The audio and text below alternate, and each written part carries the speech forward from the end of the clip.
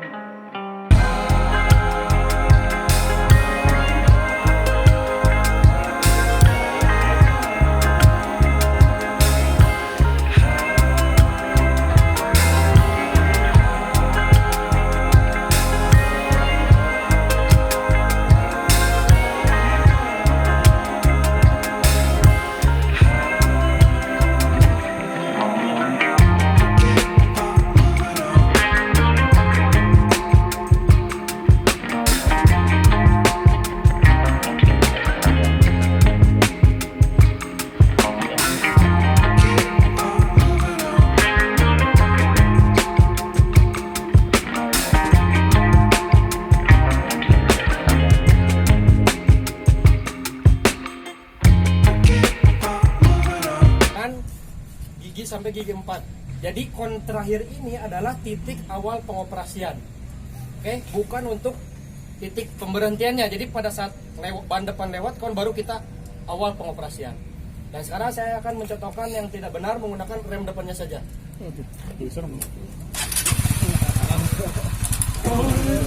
Sini. ya pintu kan lagi mah. Ajang udah awas sih. Nanti ya Pak praktekkan yang benarnya. Saya aja bukan yang salahnya.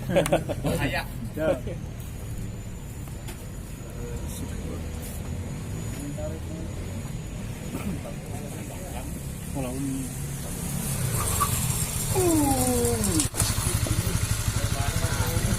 Diajarkan budaknya gitu. Bisa mengendalikan stang.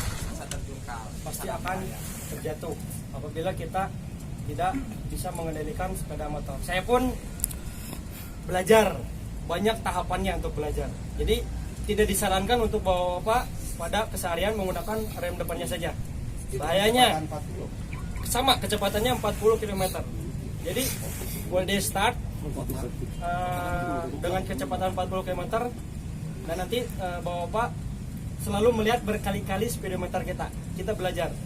Jadi jangan sampai lebih 40 ataupun kurang. Oke. Nah, sekarang saya akan mencontohkan pengereman yang benar untuk bapak-bapak nanti belajar dan diaplikasikan pada jalan raya menggunakan rem depan dan belakang secara bersamaan. Ini kedua dari ini benernya. Kedua bener.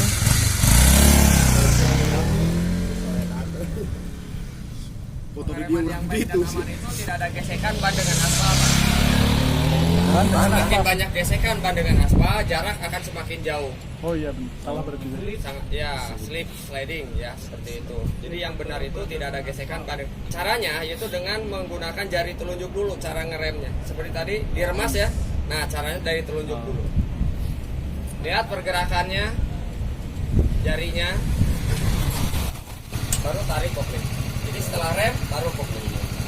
Tekanannya itu dimulai dari telunjuk untuk menghindari gesekan. Kalau 4-4-nya sekaligus, berat terjadi gesekan, terkunci.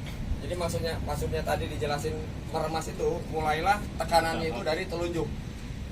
Bertahap. Tapi dari 0% ke 100%, sedekat mungkin. Oke. Ya, Yang kita akan sekali lagi. pertanyakan apa dari kelingking ke telunjuk? Ya. Kalau dari kelingking ke telunjuk, ini nggak bakalan nyampe-nyampe, Pak. Nggak bakalan nyampe-nyampe. Coba aja dari telunjuk, pasti kelingkingnya nyampe. Nah, kalau dari telunjuk, pasti nyampe. Kalau dari kelingking, nggak nyampe-nyampe. Itu nabrak. Sesuaikan dengan jari jemari bapak-bapak. Ada yang dipertanyakan kembali? Ajarkan kan kedua we. Kita coba setengah jam dulu ya. Oke. Sekali lagi. Nah, ini Tahapannya benar-benar dipahami. Jadi nanti bisa langsung diaplikasikan pada praktek. ya.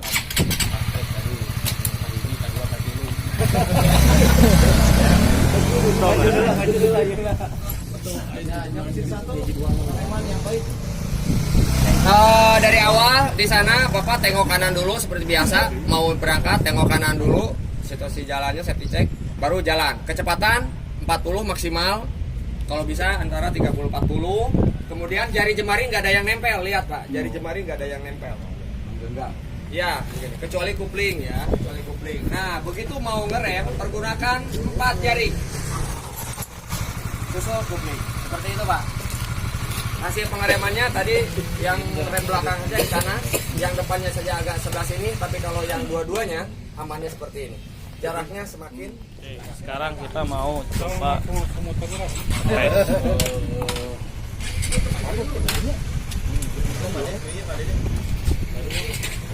cara pengereman yang baik.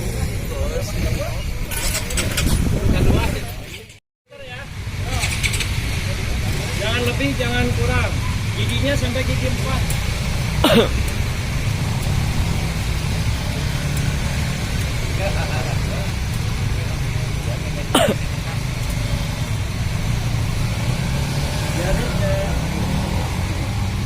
Jarinya tidak boleh standby di rem depan.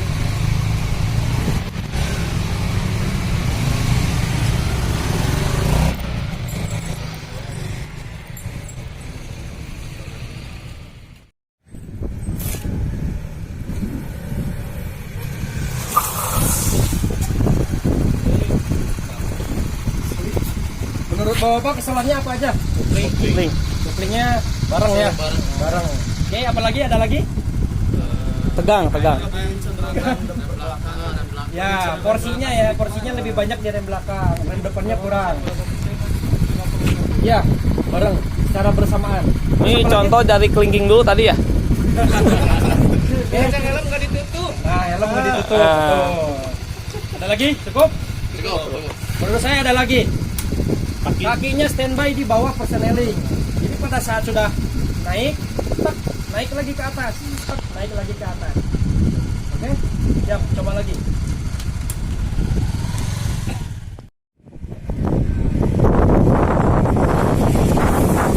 Oh iya, salah.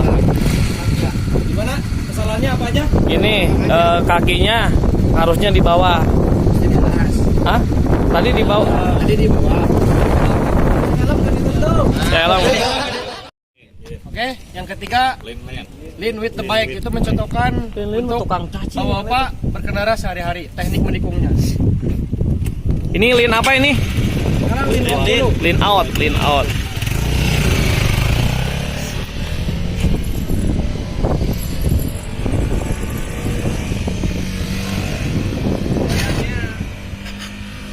Motornya aja yang dimiringkan, badannya tegak lurus. Nah, barusan lean out, motornya lebih miring, badannya tegak. Tidak disayang sehari-hari, kenapa? Stepnya kena aspal, karena motornya terlalu miring. Itu diskan tergeser, terjatuh. Oke, sekarang lean in, motornya miring, badannya yang lebih miring.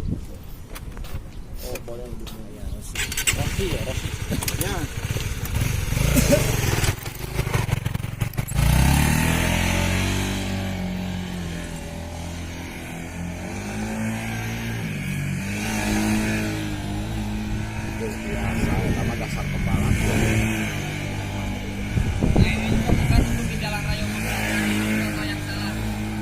Kalau balapan naik video nantinya kasih reaction salah benar. Ya, jangan lupa. Nah, barusan teknik lean in ya. Badan miring, motornya miring, badannya lebih miring. Kenapa tidak disarankan untuk sehari-hari? Jatuh. Bisa terjatuh ya. Jadi cangkeng, betul. Postur, kembali lagi ke postur. Yang selanjutnya Ini mah otaknya miring. lebay ya. Karena untuk sehari-hari dengan kecepatan rendah. Kalau beli balap menggunakan teknik lean in karena menikungnya dengan kecepatan tinggi. Jadi gaya gravitasinya dibantu dengan badan agar motornya menikung. Karena untuk sehari-hari tidak disarankan.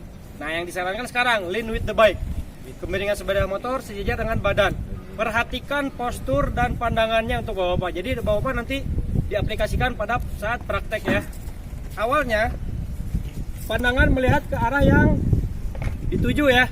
Pandangan melihat arah yang dituju. Pada saat menikung ke kiri, sikut kanannya itu tegak lurus. Set, tegak lurus, ininya teguk dikit. Pada saat belok kiri ya. Kebalikannya pada saat belok ke kanan, sikut kirinya yang lurus, badannya yang teguk dikit. Jadi sama badannya pada saat menikung. Agar sejajar kemiringannya dengan motor. Untuk lutut tetap mengepit ringan di tangki. Karena menggunakan gigi 1, persenelingnya injak aja. Jadi agar tegak lurus. Dan untuk mengontrol kecepatan menggunakan rem belakang secara perlahan. Fungsinya agar kecepatan kita stabil. Karena di sini tidak disarankan untuk standby di kopling dan rem depan. Kita menggenggam kemudi stang atau hand grip. Untuk mengontrol kecepatan menggunakan rem belakang. Hasilnya seperti ini. Apabila tidak menggunakan rem belakang,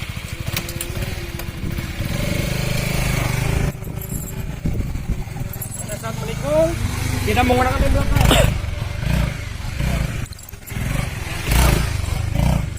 tidak stabil. Saya menggunakan rem belakang saya perlahan.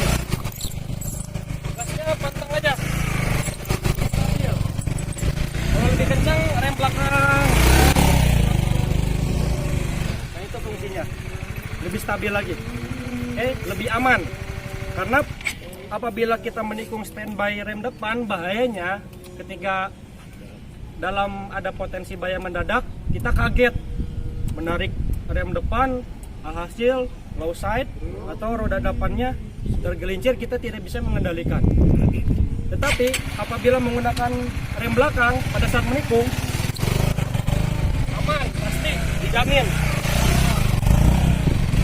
Mau kencang pun aman, kita bisa mengendalikan. Fungsinya seperti itu. Kenapa di sini tidak disarankan untuk standby pada rem depan? Oke, ada pertanyaan lagi? Yang mana? Yang ketiga ya, lean with the bike ya. Oke. Lean with the bike.